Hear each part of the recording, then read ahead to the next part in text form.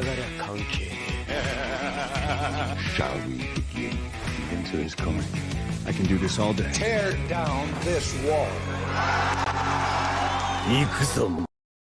Hello, everybody, and get your cameras ready, and welcome back to the Ikuzo Unscripted podcast. We are ready to dive deep into the art of photography. Our guest is known for his iconic images that have graced prestigious magazines and movie posters. His creative journey and unique approach have captured the beauty of Lord of the Rings, Return of the King, Matrix, Frontier, Harry Potter, and many more. Here we come, genuine, uncensored, and unscripted with world-renowned photographer Dennys Ilic. Dennys, how are you doing? And are you happy to be here with us today? Super happy to be here. Thanks so much for reaching out, and I'm happy to chat with you guys. And excuse any dropouts that we may have. Where, as we mentioned, we're sort of waiting for sort of a tropical storm to hit Los Angeles any moment. So, but it's really good. I always enjoy talking about photography and all of it. So, thanks for having me. Yeah, anytime, and try to keep to be safe during this interview, please. Yeah. Well, it is common for people from these areas to migrate, like I spoke with you prior to this interview, often as far away as they can, like Argentina, United States, Australia, and your family roots are also from here. So I'm interested in why and when did your family migrate, and are you glad that they did? Yes, it's, and I've kind of done the same sort of thing, like I've moved from, I was born in Australia, but I moved to America. But my parents came to Australia in the late 50s, early 60s. And I think like everybody, post a lot of things that were going on, after World War II and, and then Korean War and then Vietnam War, all these sort of things. The world's in turmoil, and a lot of people were just looking for a better life, And Australia had an immigration policy where they were becoming industrialized in that era, and they didn't have enough labor, so they were bringing people over from every part of the world to fill the labor force. So they would actually bring the immigrants over at no cost, and that's why Melbourne, in particular, but a lot of Australia is very much a sort of multicultural country. We have some of the best coffee in Melbourne, some of the best pizza in the world is in Melbourne. The biggest Greek community outside of Greece is in Melbourne. Huge Vietnamese community, Chinese community, Jewish community, Italian, Croatians, a lot of Croatians in my hometown as well, which is where my dad is from and my mum's from Italy. So they all came, my parents came with nothing, literally that old thing with nothing but the shirt on their back. And that's literally what they had, was the shirts on their backs. And my father built a very successful, cabinetry business, and, had a really good life. Yeah.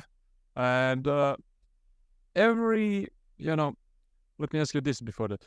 When you were starting out in the industry, you tried cinematography and you pointed your attention in that direction again. But why did you swap from cinematography to photography?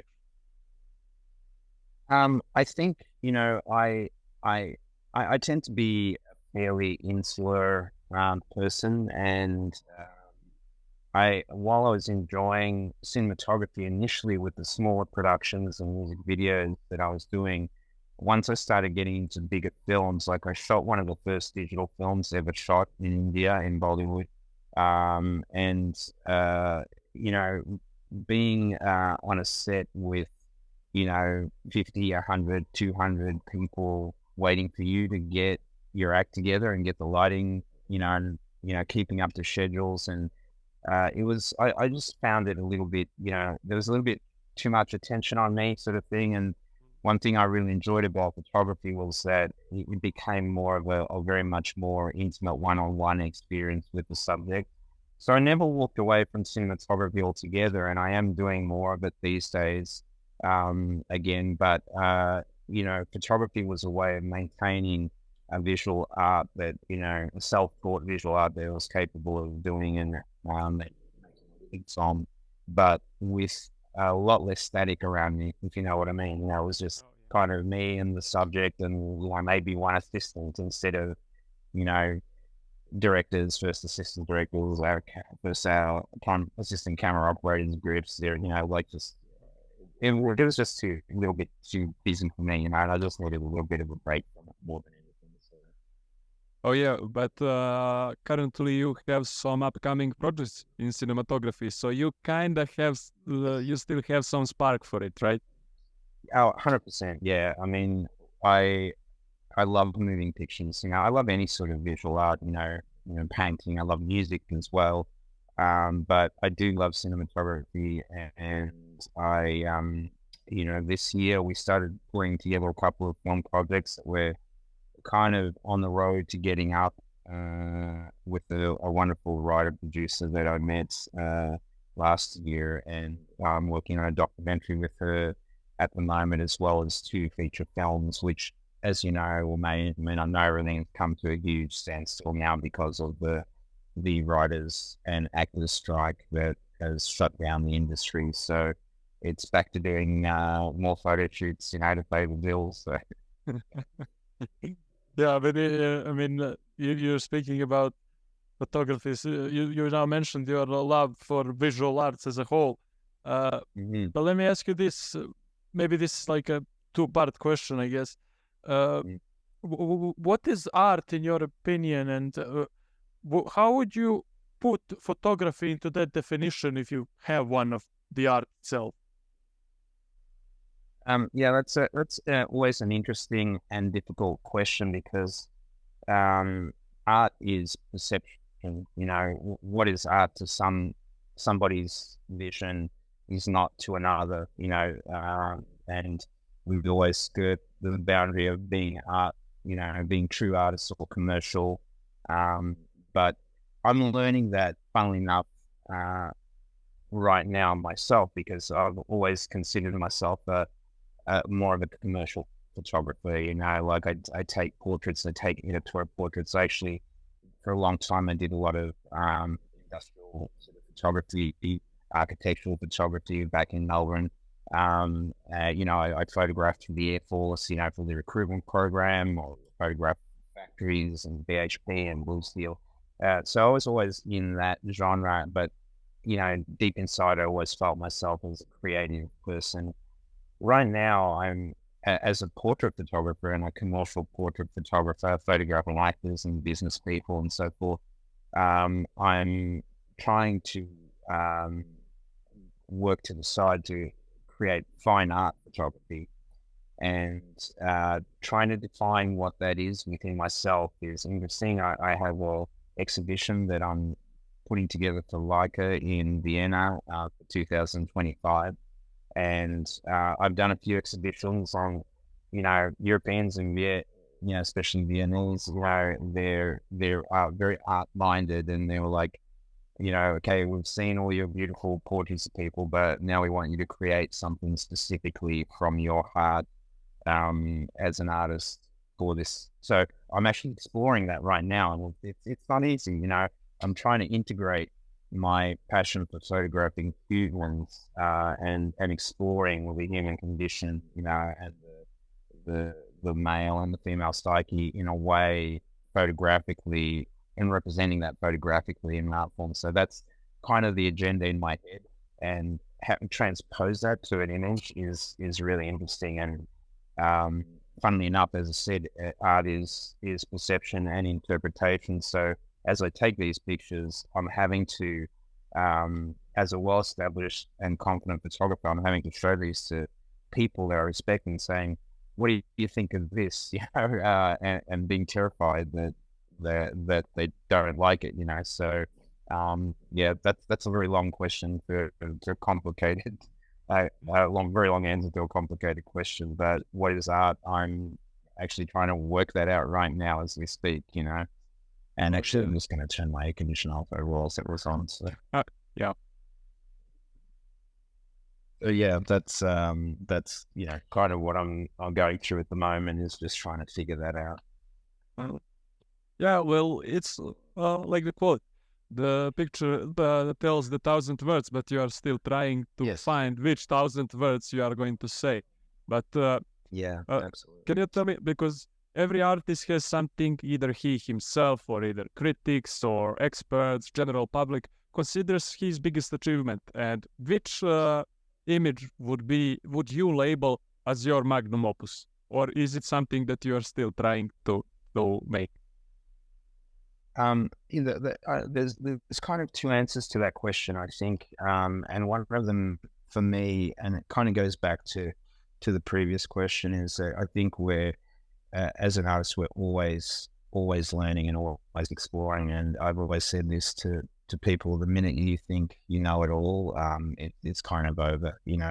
I learned so much from the perspective of even my assistants, to people that I hold as mentors. Everybody has got a relevant point of view, and I think probably as far as public consumption goes, my favorite piece, and because it's sort of steeped in an interesting background as to how it came to be, would be the entwined photograph of Trisha Helfer and Katie Sackhoff, and it's a nude of two best friends that was taken quite a few years back, but it was the genesis of that photograph was me really being a fish out of water, because I'd never photographed a nude before in my life. And that image kind of has been one that I'm defined for, like in the Leica community and everything. And in actual fact, it's being auctioned in Vienna in November at a very prestigious Leica auction. I think that one is the one that everybody knows me for. I mean, I've done projects, a lot of high profile projects with a lot of high profile actors, and you get beautiful shots of these wonderful people because they're really easy to photograph well, but this one, which is called Entwined, I think it's probably the closest thing that I've ever accidentally done that could be categorized as an art photograph, or an artistic photograph. And it's also, one of my best-selling photographs as well. So it's why it's kind of what everybody likes to show when I have shows on, so forth. And you can find that pretty easily if you Google my name and just hit Entwined or Trisha Helfer and Katie Sackhoff. It's out there. Maybe they make an NFT out of it, and you get even more financially successful. Well, here you go. So, are you presenting this podcast as a visual thing, or is it just audio? Both audio and visual. Yeah. So I'll show you something then on the camera, just in case. But we are working on the idea of an NFT, even though NFTs are in a world of in an interesting place with all those whatever they call Angry Ape NFTs that people paid $200 million for, worth like $50 now. So yeah, NFTs in a strange place. But so this is the actual photograph, right? Let me see if I get. So there you go. I'm just showing that, and it's a side profile of these two best friends holding each other.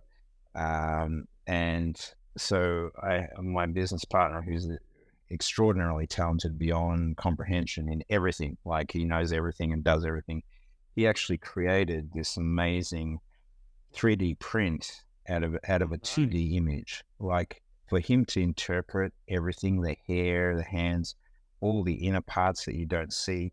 I mean, you can't see the detail. This is like there are toenails on the toes, right? It's just crazy.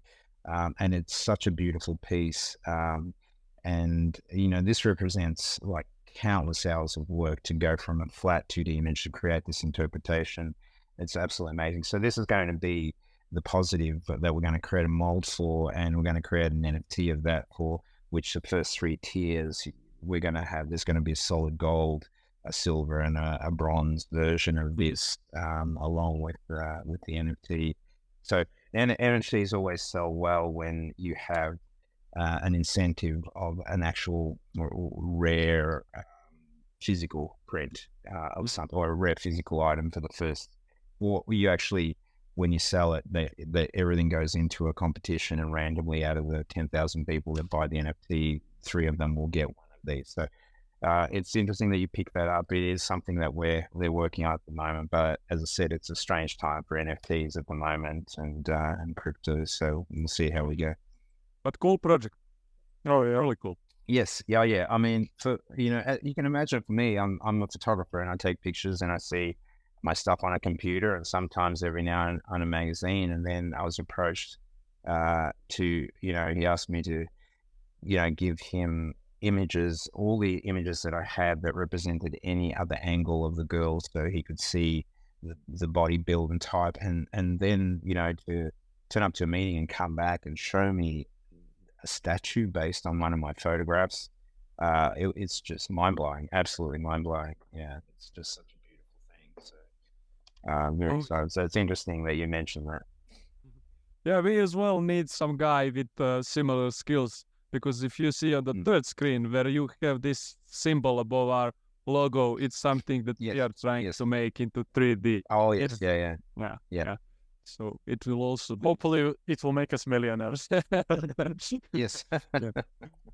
That's all I think. It's all, NFT is all that. It's about passive income. We like to know that money is going into our bank while we're asleep, But, as you know, what you do is creative too, and you're talking to creative people. And one of the hardest things for people who are really passionate about their work in any creative industry is always leveraging what you do into money, and you can't ignore the money, because that's what helps you live to be able to do what you do. So, it makes the world go around. Absolutely. As long as I can pay the rent, and buy a nice lens when I want to, I'm happy. I've been around and enjoyed life, and I'm just happy to be able to do what I do. I always say that if I won the lottery and won $20 million, I would just keep doing what I'm doing and not charge anybody for it. Yeah. Well, tell me, how important is still photography for motion media, like movies and TV series, which are mostly involved as commercial photographer, because it's more than just for posters and magazines, right? Mm-hmm. Yeah, absolutely. The stills these days, the unit stills photographers on movies and TVs have a very important job, and that's also to just provide a story of the way a big project that could be something that's much loved genre is being made. So, of course, photographers create the key art for the posters and also the magazine articles that come out. But now, these days, social media is one of the number one forms of advertising. Having beautiful images to be presented in progress as the films are being made is super important as well. And in a number of cases, in 2 particular cases in Star Trek, there was an issue with they'd done their shoot and realized that they hadn't captured with that actor who was then gone. They hadn't managed to capture the images that they needed of that person in order to create the post-production special effects. They really needed highly detailed images of their faces. And I'm a very comprehensive shooter. I don't kind of go out there, do my job while they're, doing their thing and then sit down on a Apple box and get on Instagram. Like if we're not shooting, I will photograph. I'll be walking around set getting pictures of every nut and bolt and screw. And, it's just my love for especially if it's a show that I love. And with this particular actress, I photographed her, every corner of her, and my images ended up being critical in them being able to do the post-production with. So there's a lot of levels as a photographer, depending on how you do your job, that is very important to the filmmaking process. But by and large, publicity is everything, advertising is everything. So when, I would do a shoot, for example, in the Harry Potter days, there would be a point where 150 magazine covers would come out with my photographs on them, because it's all about that actor and all about that time of that launching film. So it is a very important business, and it's also important that as somebody that's on a set, rather than a lot of I've seen a lot of other photographers and they just shoot what the A camera is getting. I love crawling around in little tunnels and getting up on ladders and getting different angles and just giving the studio lots and lots of variety of beautiful stuff, so that they can actually even make a book about the work, about the shoot, or the show. So it's a lot of fun. Set photography is a lot of fun. Yeah, I mean, now that you mentioned also advertising with films, I know you did the photo shoot for McLaren, right? For 570 as a model. Yes. Yes. Now that obviously advertising goes huge with that kind of a car and that kind of what was that experience like to shoot for a McLaren? Because it's an art piece in and of itself. Yeah, and I created a video for them as well. That was unsolicited, it was a really interesting situation because McLaren rang up Leica and they said, hey, we've got this 570S coming out next year, and we've got, the pre-release car here. Do you have a photographer that you think would be great to give the car to for a little while? And that would just, drive it around Los Angeles and take some pictures of it, in the everyday life sort of thing. So I think they were kind of expecting just somebody to take iPhone pictures of it. And of course, I took that car and I had that. I was supposed to have that car for like 2 days, and so you definitely took McLaren. Yeah. So it was really funny. The manager who gave me the car ended up having to go to an event, and he rang me up and said, look, I'm really sorry to do this to you, but is it okay if you keep the car for a few more weeks because I can't get back to it? And I was like, oh, geez, I don't know. So I've got this car that nobody has seen, so I'm getting stopped everywhere I stop to take a picture of it. People that know cars saying they haven't seen one of these before. And I took it out to the lake bed and did, beautiful drone video from it. You can find that on my Instagram, that 1-minute video.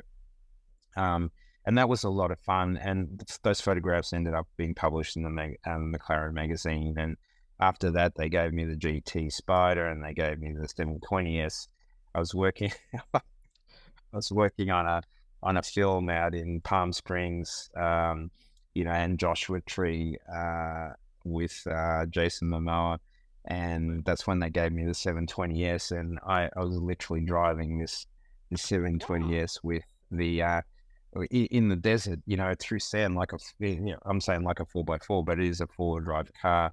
And all these cars have got the front end. They've got a riser. You hit a button, and the front end goes up 20% higher, so that you can get over curbs and driveways. So I'm driving through, the car's sliding sideways, and I open the scissor doors, and all this sand pours out. It was just crazy. But the car was just the 720 is just a rocket. It's a 700 horsepower car.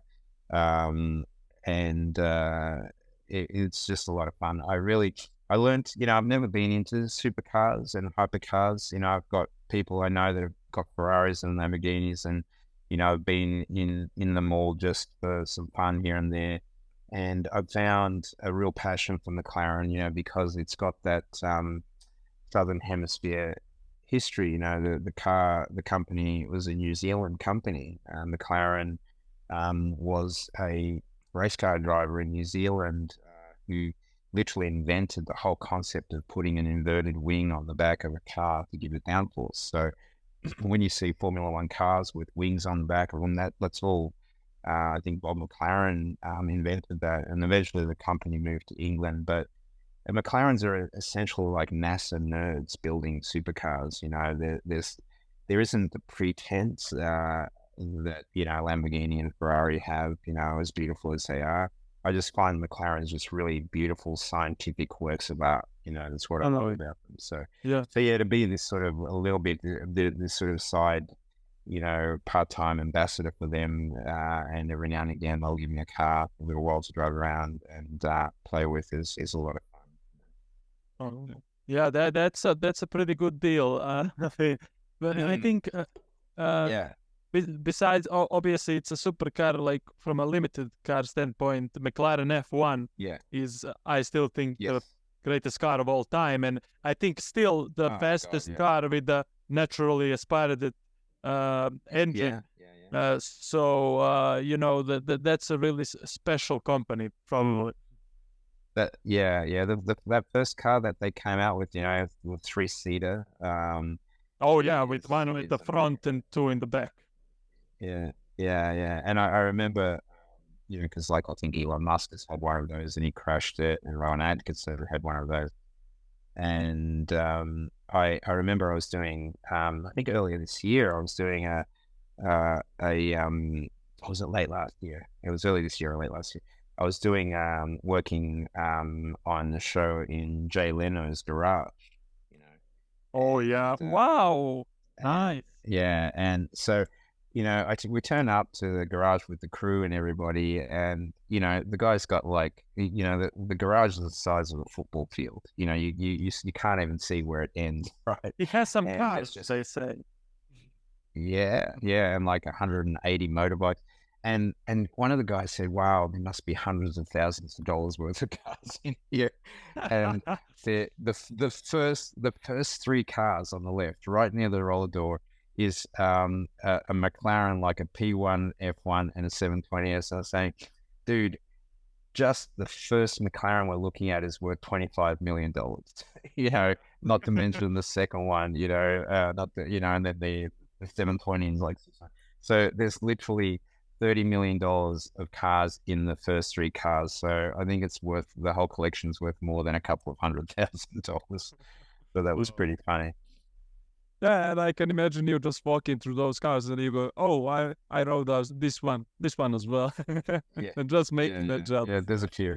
Well, once you start getting into the classics, though, like the beautiful old Mustangs and they're the sort of cars I love. And, I can't remember I can't remember if Leno had actually one of those Bugattis from the 20s, or it was maybe Ralph Lauren's. One of those two had one of those Bugattis from 1920s.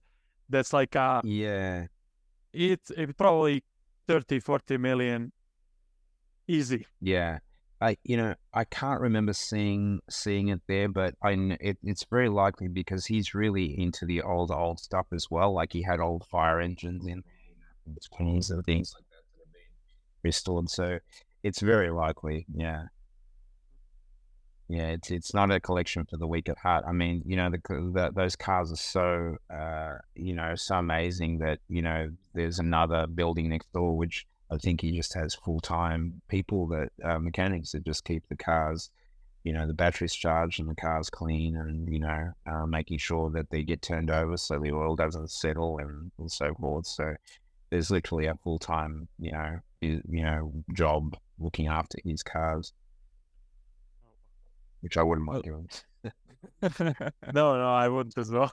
There are no rules but one.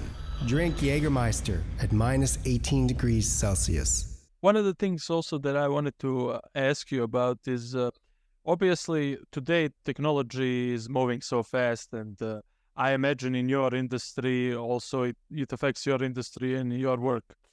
So tell me how absolutely.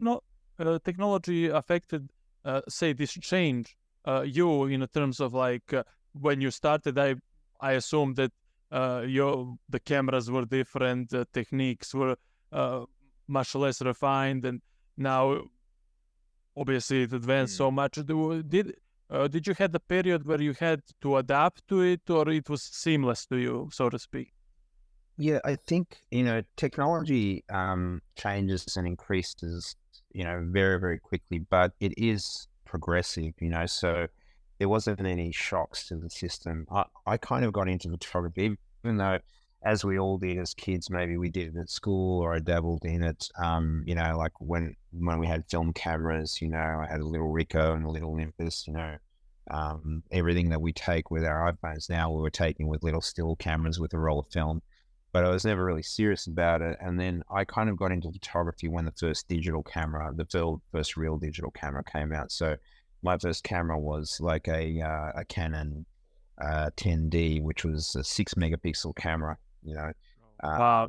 and it costs like $5,000 for the body sort of thing. And so I bought that camera and a lens, and it was just progressive. It was like, okay, the 20D just came out, and so 12 megapixel, and then the 5D Mark 1 comes out, and it's a 24 megapixel. So I think from a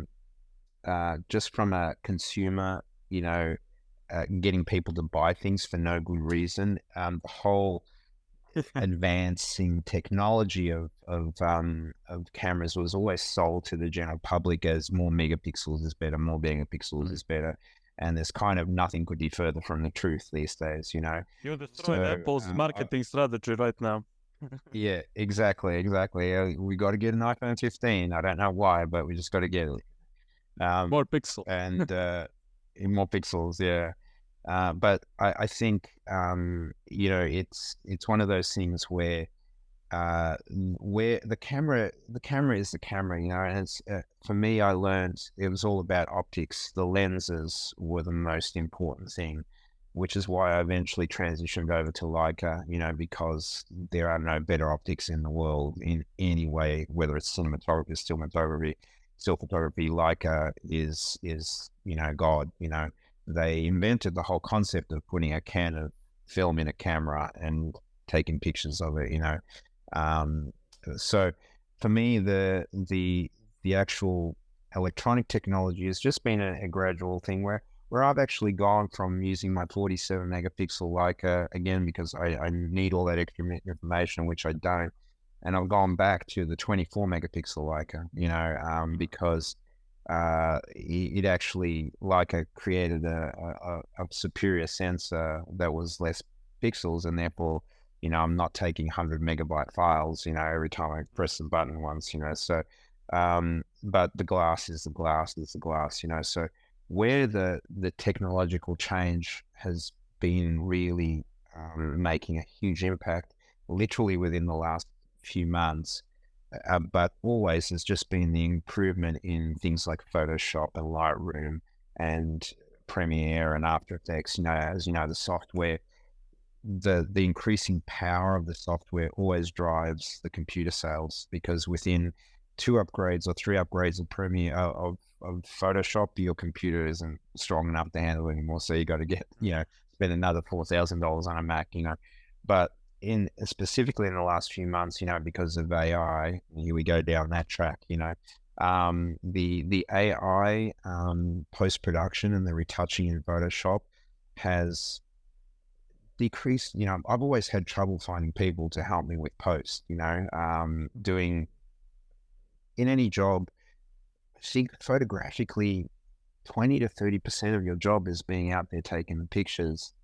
The rest of it is, sitting here behind the computer, and I would always look for help, and it was really hard to find people that were committed to, that you could even mentor, that were committed to doing that work. They'd realize, wow, this is a hard job. I don't have enough time to go out and party now. So I always fell back on me to be a one-man band and do everything myself. And the changes, I literally want to do a tweet today thanking Adobe for one of their latest improvements. The AI has dropped my post-production workload by 60%, and it's just going to get more and more and more, like there are tools there's a new tool in Photoshop called the remove tool. And you just, like I can see this microphone stand in front of your face here, and I can just paint over that if this was a still, and it would literally fill everything else in perfectly. So, it's effective only 95% of the time, which is incredible. But I was just looking at a photograph, a behind the scenes photograph that I was giving to a client that had me in it taking a picture of the client, and the studio had power cables everywhere and light stands, and sometimes that stuff is good. This time in particular is pretty ugly, and I was just looking at how I would have to rebuild his shoulder and his ear when I removed that C stand out of there, and and I knew that this was 3 or 4 hours of work, to get this photograph to look the way I wanted to do. And the remove tool turned that into a 5-minute job. Yeah. So I have no issues with AI. I freaking love it. I love it so much. I can't begin to tell you. But I do, because I'm a graphic designer and I use Photoshop daily. And when they introduced this AI tool, and I just hit the prompt and did all my job. And why am I even here? Yeah, exactly. The podcast Yeah. Yeah, I get it. And look, for me, it's not being a design person, it's being a person that is just creating images of the real world and using these tools to clean things up. So for me, if I get a better broom and a better hammer and a better nail, that's the way I see it. I see the problem with creatives, but it's still, this is where that question comes back on you about, your business. And as you know, knowing how to use those tools and not do things like people think too much is, if enough is great, too much is even better. And it's not, so your knowledge as an actual designer and artist is going to be the art of subtlety, And then the other thing that I found, using Midjourney and everything like that, I learned that, man, I do not have a really good vocabulary. My command of the English language could use a lot of work, because people, it's fascinating. There's actual tangible value in prompts, So I'm trying to do things and it's coming out crap, And then a friend of mine, Neville Page, who you may have heard of, he's like one of the, really incredible visual effects artists, preeminent superstar in the world of post-production, creating aliens, and he created the architects in Prometheus, he created the Klingons and stuff. And the guy's just off the charts, and he just sent me blocks of text and he said, try this, and it changed everything, And I was like, wow, I would actually, with the project I was trying to do, I would actually pay for that paragraph of words in the way you've said them, So there's a whole secondary industry in there, in knowing how to ask the right question, and that comes from being the expert in your field already as a graphic designer. You can see if I said, okay, say I worked at, Starbucks and I was still at school, I said, I'm going to start a graphic design industry just using Midjourney and AI. The stuff I would create would probably be crap. You know what I mean? Because I don't have that level of knowledge that you have in that sense of style and design and all that. So I think it's me trying to say we've got to throw a positive spin on everything. It's because, everything has always been about adapting. This is here to stay. Everybody said photography is over. Forget it. Digital cameras have ruined everything. The art of film and being in a dark room and smelling carcinogenic chemicals is true art, and photography, that's it, it's finished. And then Photoshop came out and shut down the dark room and said, well, that's it. Photographic art is over. It's all garbage now. And it's not. It's just changed a little bit, You just got to go and look at what we're doing now. We're going back to shooting with film again, We're going back to vinyl records again. I see more. When's the last time you were walking around town or anything and you saw a CD? I haven't seen a CD in 5 years, but I see vinyl records everywhere. Yeah, so it's fascinating. Yeah, but I mean, look, the influence that AI have, because I don't know if you know, but Secret Invasion, Disney's Marvel newest TV series, its whole intro is made by AI. Have you maybe catched that? Yes. Yeah. Yes. And that's another art form too. That and maybe I'm going beyond that, but there was a whole business of artists who physically created the introduction of movies. Like the James Bond intros with the women swimming around and the gun. All that was manually done with laying film plates over artwork, over painted artwork, over animations. That all those people, it was the end, because all of a sudden computers came along and took that away. But then you look at the amazing intros that they create, like the flipping comic books for Marvel movies, like the artwork, like the introduction of the movie 300 and the end credits of 300, like those intros for these films are pieces of art in themselves, which there was no capacity to do that in the old days, you know. So, but I haven't seen the one you're talking about yet, so I will look into that. Check it out. And that was all done with AI, yeah, you're saying? Yeah, complete intro was made by AI. And it's so obvious. Wow. That's what the problem is, but, you know. Yeah, but I mean, technically, AI cannot create anything new.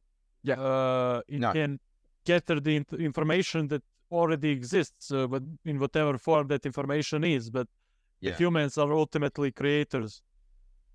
Yeah, you always got to feed the gods. The animal, until we get to the point where they become self-aware, and then, you know, that's once the robots start fixing themselves, you know. But, you know, it's a brave new world. Yeah. I grew up, you know, in the 70s, you know, the original Yul Brynner, Westworld, all that sort of stuff. I'm looking forward to the robot revolution. It will be interesting. I love science fiction turning into science fact. Oh, it will be tough times then if all the science fiction comes. Yeah. Well, it does. I mean, you know, science fiction is, I think, you know, we should, you know, sci-fi is sci-fi. It's a great term, but it really, all science fiction is, especially when it's written by incredible authors on, you know, who are, you know, scientists themselves, like Hanline and all these guys. All it is predictive, you know. It's predictive science rather than fictional science, because literally everything in the original 1960s Star Trek, besides a warp drive and a transporter, is real. You know, the communicators, the iPads, everything, lasers, everything is real now, you know. And we're already working on transporters, and we're already working on the concepts of, you know, high-speed spacecraft.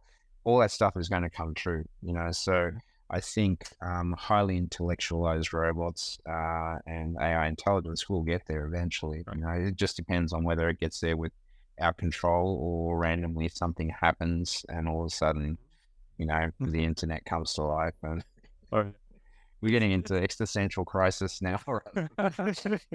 Well, we should look at this documentary. We just don't know it at the moment, you know, like. And we spoke about these older models of cameras, and they are called analog cameras, right? And my mind was fucking blown away, because one of our mutual friends is also a photographer, and he's taking those pictures with analog camera. And I have my grandfather's camera, Canon at 600 or something like that. I think it's from the 60s, 70s, and it's taking beautiful pictures even today. And I was just wondering how this doesn't even have megapixels. Yeah, I know. Well, you know, the megapixel of you know, a roll of film. You know, it's I'm always staggered when I go, say, to the Leica gallery, and there'll be a show of a famous rock photographer, and they'll have these massive prints that were all shot on small film cameras, or Leicas and things like that, and it's you know, and you can see the beautiful grain structure in there, but the shots are really crystal clear and sharp, and it's you know, and it goes back to that old thing with vinyl records too, you know, that beauty of that. There's a analog sound that's created. That's you can have any sort of engineering and AI try to replicate that, and it just, you know, there's nothing like putting a needle on a record and going through a valve amp, you know. And that photography is incredible. I mean, the density of an image captured on that film plane is amazing. And I've kind of going back into it a little bit myself. I just bought my second analog camera recently. I've got a traditional rangefinder, and I just bought. I kind of am a little bit of an ambassador for Leica for their workhorse camera called the SL. And the SL is kind of like the, you know, standard sort of, you know, 30 DSLR style camera. And when I was in Vienna, I went to one of their pre-owned outlets, and I found the original SL from I think it's probably from the 80s. And it's just a beautiful analog black paint camera. So it's actually painted with a black acrylic, but it's got brass underneath, you know. So and it's like there's no ground plane or split focusing on it. So when you look through it, you've just got to try to see that it's in focus. There's no assistance, and I actually have really terrible eyesight, so it's going to be interesting to work with that. But I thought I needed to own the original camera of the version that I'm an ambassador for, and I just find that whole that you know, I should pull it out, just that the sound that it makes when you hit that shutter, all those mechanical parts moving and the mirror going up and the shutters going off. It's just beautiful, you know, it just vibrates through your whole body. It's fantastic. But you know, the beauty of stills is it's hard to beat, and I don't use it as my primary means for my job. But if I'm shooting somebody who I'm really excited about shooting, I'll always do my work and grab a couple of stills with the film camera, and then go back to my work and then grab a couple. So I just have that version of them, and I'm always surprised at how, you know, milky and satiny and smooth and beautiful those photographs are. Oh yeah, and they always have a little bit almost of history with them. They carry. Yes, yeah, absolutely. And clients love seeing them too, you know, because everybody's working in the digital world today. Oh yeah. Well, regarding your work, like we can see Charlie Hunnam in your background, and you work closely with countless. Oh, jeez. Yeah. Oh, yeah. Should we sign NDA? But that's okay. There we go. He's a beautiful man. So yeah, I've just been working with him in the last couple of weeks. So yeah. Sorry, you were saying. You've probably seen my Lego. You can see I'm not a grown man. You know, my work. Neither we are. My Lego and my action figures over there. Yeah, I saw the video with Homelander on your Instagram. Oh yes, yeah. Oh yeah. I love The Boys. It's such a great show, and I've worked with Karl Urban. Great subject to work with. So. Yeah, and regarding sorry, you were saying. Regarding the people that you work, actors, musicians, all those kinds of celebrities, each one is special and interesting in their own way. But who did you love to work with the most? Well, before you say anything, you made Jason Momoa in every one of your shots as a pure legend. Yeah, absolutely. Jason's an interesting one to work with, because I've only ever worked with him in a capacity of being on film sets and TV sets, you know, like on location. So I've never, you know, we were actually about to go to Hawaii to do a photo shoot, like a big advertising photo shoot. And it was like in March 2020, and then it got shut down because of COVID, and it never came back, unfortunately. So Jason is, I've always worked with him on set, and he's kind of focused on the job. So it's always very hard to get his attention and focus for you to do a photograph for him while he's working on a role. So I always feel almost like I'm annoying him when I say, hey, can I just grab a shot? And he's like, is he going to hug me or is he going to punch me? I'm not sure, you know. Yeah, totally. So, you know, I love the guy. He's fantastic. I'm going to have good fun. But a lot of the shots that you see of him are in situ shots, and he has, you know, like when he's waiting, he'll go into a very introspective mode, getting ready for the scene. And I've learned that that's when you got to wait around for him all the time. You go bang, bang, bang, you get those beautiful shots, you know. But I think, you know, the pinnacle of my joy in life of photographing was working on Frontier with him, because it took me to something I was passionate about. I love cold weather. You know, I'm not a hot weather person, I'm probably living in probably the worst city in the world for somebody who likes the cold. 24-hour sunshine in Los Angeles. But we were in Newfoundland for months.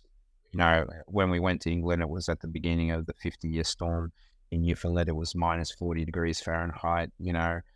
So we were working in dangerously cold conditions. And for me, I was so happy doing that. It was just, the best time in my life ever. What was making other people miserable was making my heart really happy, I think, it's interesting because for me, at my age, I started photography very late in life, and, I was in my mid-40s when I picked up a still camera for the first time. And so everything I get to do, I spent most of my life in Australia, and all these things that I love, like Star Trek or, Alanis Morissette or Seal, I grew up with these songs, but they were made on the other side of the world, and there was no internet. So the idea of me being able to work on these shows or work with these people was like thinking one day I'm going to work on Mars. It was an impossible thought, So for me to go from literally, when I took a little bit of a break from cinematography, I went back to working in retail just to clear my head. So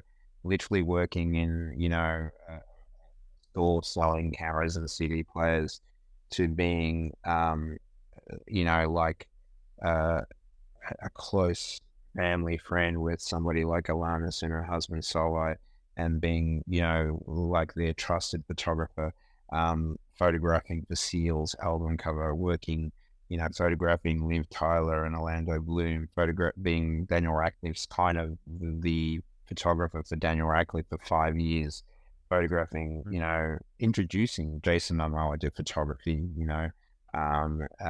and, photographing Karl Urban, who's in my favorite show of all time, photographing Edward James Olmos on Battlestar Galactica and having him become one of my dearest friends who I love dearly, and then photographing Christian Katie. All this stuff is just, it's still like a dream to me, so I can't tell you who my favorite thing is, because I love each and every experience as much as the next, because it's such an incredible thing to happen, and, it's a tough question when people say, what's your favorite subject?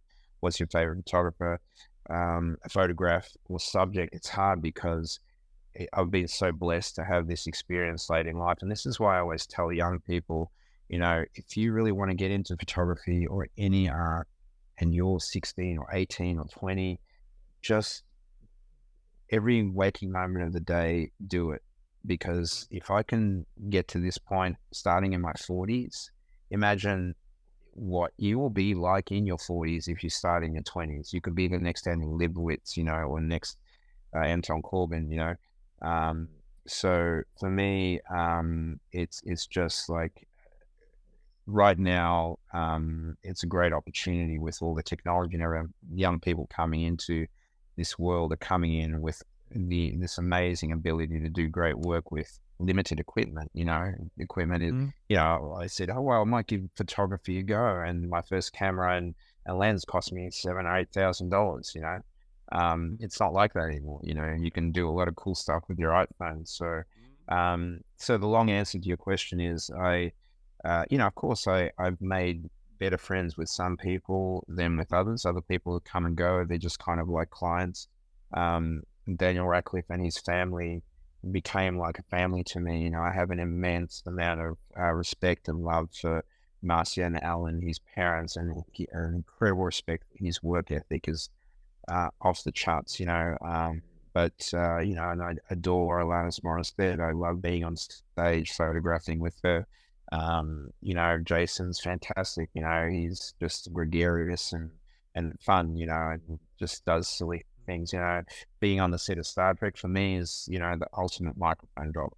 Nice. Star Trek is the first show I fell in love with as a kid in the late 60s. And that stuck with me. I've always, people always say, are you Star Trek or Star Wars? Star Trek is the grandfather of kind of all science fiction, came along before everything. And there's this extra amazing sort of attachment that Star Trek has to being not created, but being championed by a woman. If it wasn't for Lucille Ball, there would be no Star Trek. You know, she was the one that was behind the whole thing. She was the one that believed in Gene Roddenberry's vision. She's the one that saved it from cancellation.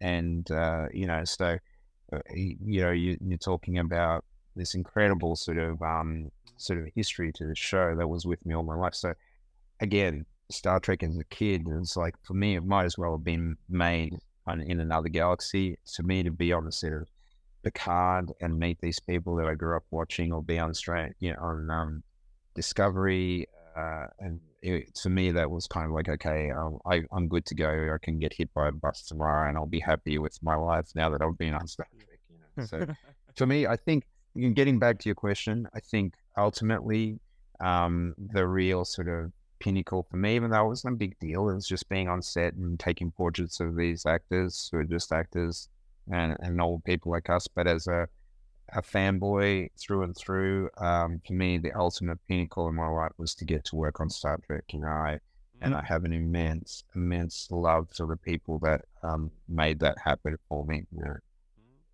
Yeah. So hearing you speak about your admiration for sci-fi, for those dystopian future typos, and your love for cold, you would be a perfect fit for Snowpiercer. Yes, and I know a few of the actors, like on the series, like Alex Pornovic is a really good friend of mine. He's a legend, you know. Yeah, actually, always. Sorry for interrupting you, but actually he's the reason why I found out about you, because I saw you on one of his really? stories. Yeah. He, you know, you kind of forget the connection between people.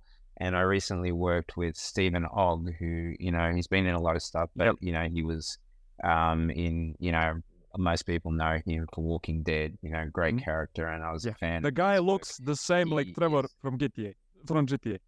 Sorry, interrupting you again. Yeah. Well, he is. Well, that's his other claim to fame is GTA. That's what he was, and you know, he's this incredibly eclectic character as a human being. You know, and we just had a lot of fun working together and clicked. And of course, you know, the minute I posted, you know, I didn't click that he was from Alberta, and he knows, you know, he literally grew up in the same town as Trisha Helfer, and then he's Canadian, and of course, all the Canadian. So when he posted one of my pictures of him, Alex Pornovic was going, "Oh man, I can't believe you're working with Dennys Ilic." So, and that's when I went, "Oh my God, you know Alex as well." Of course, all the Canadians know each other.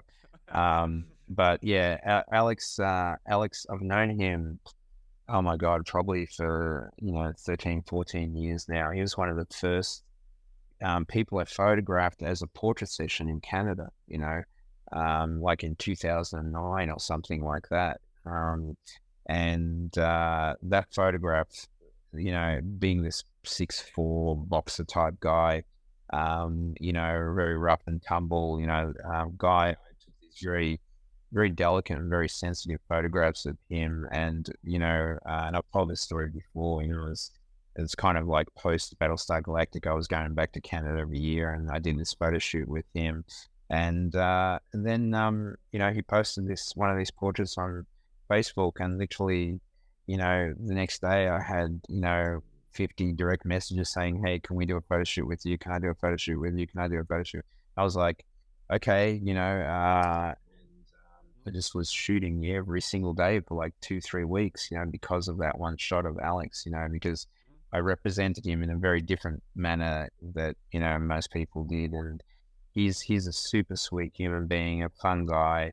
I love photographing him because he's, you know, he brings a lot to it. He's a wonderful, wonderful actor. I think, you know, I think a really underrated actor too. Right. There are two people of that sort of vibe. There's Mike Dopewood, who's again, like, you know, and Alex are both sort of from our part of the world, you know, all these sort of Serbo-Croatian tall guys who are really wide and, you know, like being hugged by a bear made out of bricks. Yeah. You know, I think both those guys are just amazing actors that are just underrated in this world. You know, those guys should be leading men, you know, in everything they do. Yeah, and also, although the Alex looks and is this charisma like the gentle giant, he actually comes from the line of Yugoslavian boxing world champions. So Yes, if he gets absolutely. pissed, he gets Yeah. pissed, right? Yeah. No, Yeah. you know, if I was in trouble or getting in a bar fight, I would want him there with me. The problem is that if I was getting in a bar fight, it would probably be because of him as well. So it's kind of like a catch-22.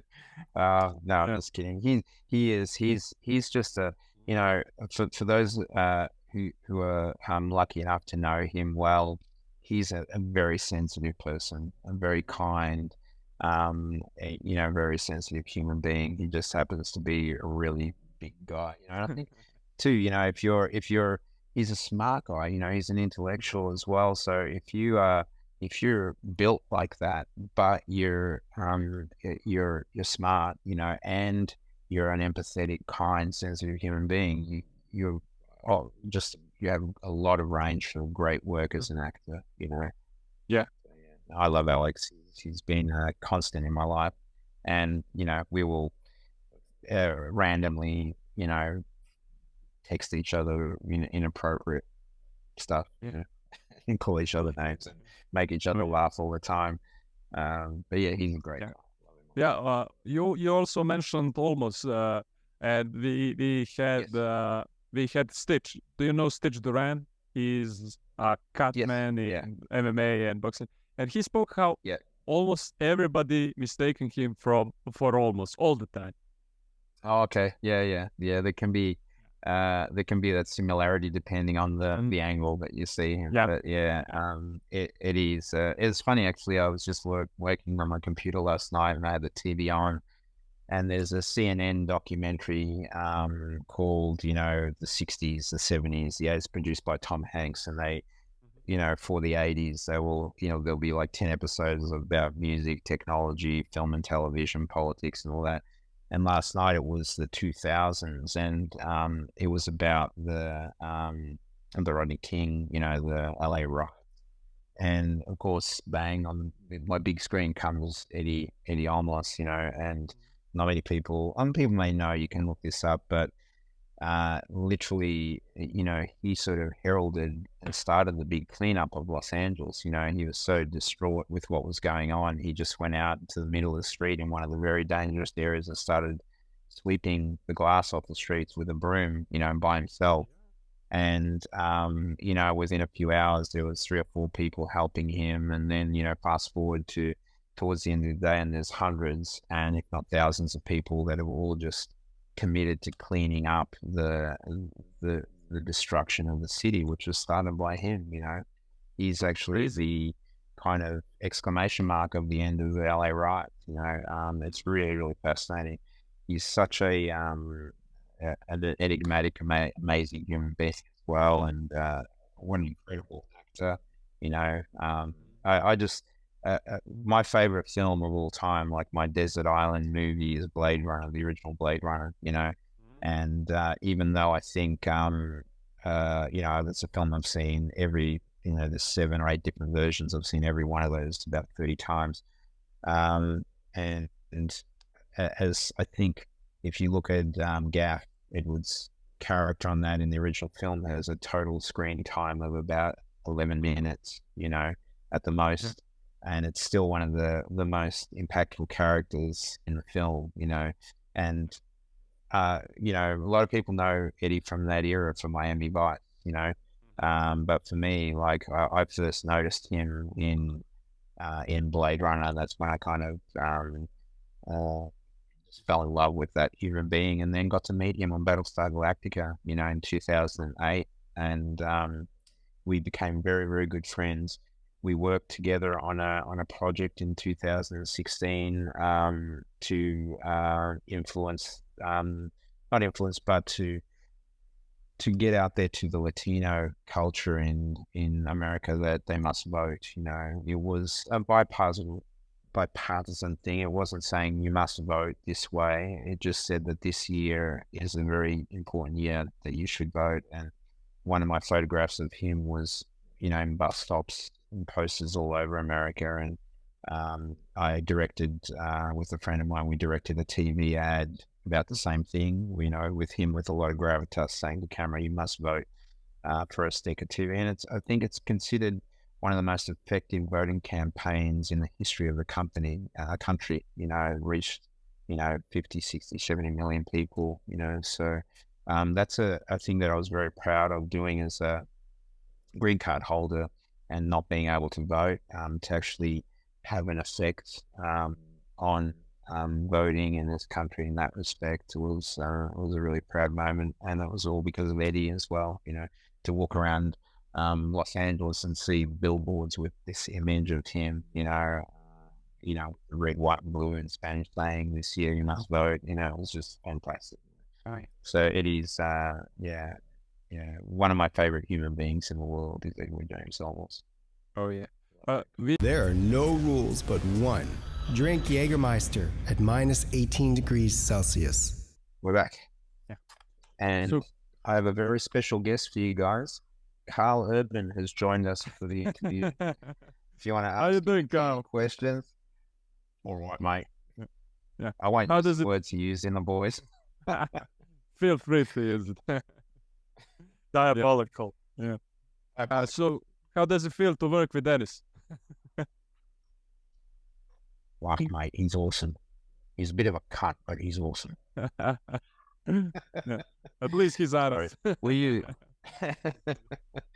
Australians, man, and he's in New Zealand, obviously, but it's funny because there's always a little bit of shock when people drop the C word in this country and in Australia that it's just like the word "the" or "what," we say it all the time. Yeah. It's a kind of a term of Something endearment, but you can't really use it. Oh, dude, I like, as I grew up, I was shocked at how horrific, Croatian swearing is. It's, oh my God, like once I started learning what the stuff that but like the stuff that would just roll off my dad's tongue to my mother, it was just blah, blah, blah when I was a kid about it. And then I went, "You said what about my mother and a dog?" I mean, it's just horrible stuff, Oh, that's a classic, yeah. But so so that's the culture, man. Of the languages I've had some knowledge of and learned, that those are 3 or 4 besides my native. I still think my native language is by far the best in swearing. I mean, you can destroy a man's life. Oh yeah. Exactly. Shit that we can come up with. It's diabolical. I know, it's diabolical. Yeah. Cool, But can you answer me a $1 million question? Everyone can make a great shot. That can everyone be a great photographer? I think there's a lot called into question about just the massive imagery that's coming out, and polluting, the internet, just because of just the content that's created every day with iPhones and so forth. I think everybody has the ability to express themselves in a sort of an artistic form, and I don't ever believe in saying something like not everybody can be a great photographer, and not everybody can be. Obviously, if you don't have a voice to be able to sing, you're not going to be a singer, but you're still a unique and soulful human being that can create. You may not be able to sing, but your expression from what's in your heart and your life experience can write a great song. You know what I mean? So I think we, when it comes to photography, that becomes really, really subjective, because somebody can capture something by accident that is amazing. So I think everybody has the ability to create an amazing image. I really do believe that. Whether they have the opportunity for that to be seen and appreciated is where the difference lies, and where there, as I said, there's a lot of content out there. So finding the gems is a little bit more difficult now, you know. Okay. But I think, it's you know, great. I don't know what greatness is, just open to interpretation. I myself, you know, I try to understand art as I'm trying to, you know, work on fine art photography, and I will look at something that's just like a piece of sculpture or painting that is considered just incredible. And I go, that just looks like somebody took paint in their mouth and threw up on a canvas. You know, I don't understand it, you know, and I'm trying to teach myself that, you know.